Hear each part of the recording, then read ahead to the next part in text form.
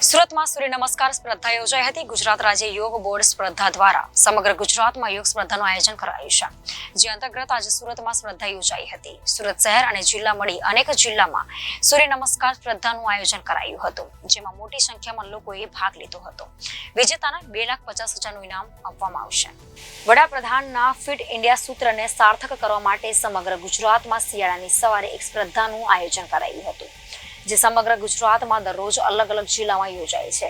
જેના ભાગરૂપે આજરોજ સુરત શહેર અને સુરત જિલ્લા ખાતે સૂર્ય નમસ્કાર સ્પર્ધાનું આયોજન કરાયું હતું।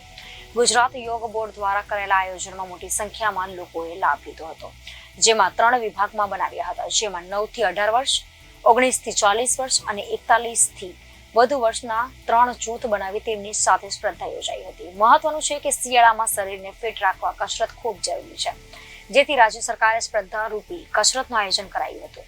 આ સ્પર્ધામાં જે વિજેતા બનશે તેમને વર્ષના પહેલા દિવસે એટલે કે 1 જાન્યુઆરીએ મોઢેરા સૂર્ય મંદિર ખાતે સૂર્ય નમસ્કાર પહેલા કિરણ સાથે સ્પર્ધા યોજાશે, જેમાં વિજેતા થનાર પ્રથમને 2,50,000 અને બીજાને 1,75,000 અને ત્રીજાને 1 લાખ રૂપિયા ઇનામ આપવામાં આવશે।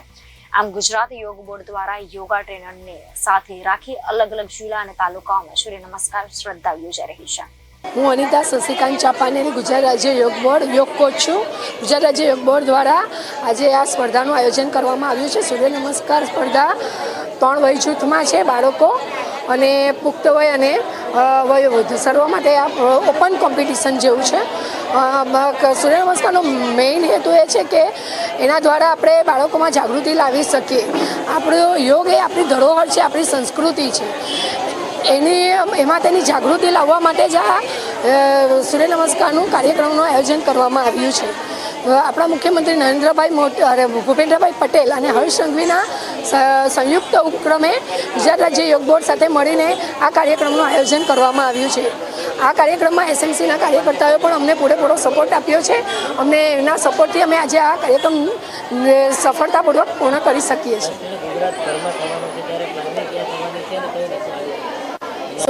સૂર્ય નમસ્કારની સ્પર્ધા પૂરા રાજ્યમાં થવાની છે। અત્યારે આજે 19 તારીખે વોર્ડની અને મહાનગરપાલિકા અને ગામડા વિસ્તારની કોમ્પિટિશન છે। ત્યાર પછી આમાંથી જે આગળ વધશે એ લોકો તાલુકા અને પછી રાજ્ય કક્ષાની કોમ્પિટિશન થશે। રાજ્ય કક્ષામાં 3 વિજેતા જાહેર થશે। એમાં ફર્સ્ટ નંબર જે આવશે એને 2.5 લાખનું ઇનામ આપવામાં આવશે, સેકન્ડ છે એને 1,75,000નું ઇનામ આપવામાં આવશે અને થર્ડ છે એને 1 લાખનું ઇનામ આપવામાં આવશે। અને આ સ્પર્ધાનું જે પુરસ્કાર આપવામાં આવશે એ સૂર્ય મંદિર મોઢેરામાં જ્યારે 1 જાન્યુઆરીએ સૂર્યના પ્રભાત સવારે પડોદીએ સૂર્યનું પહેલું કિરણ જ્યારે સૂર્યના મંદિર પર પડશે ત્યારે સૂર્ય નમસ્કાર સ્પર્ધાનું આયોજન ગુજરાત રાજ્ય યોગ બોર્ડ કરવામાં આવ્યું છે અને ત્યાં એમને પુરસ્કાર આપવામાં આવશે।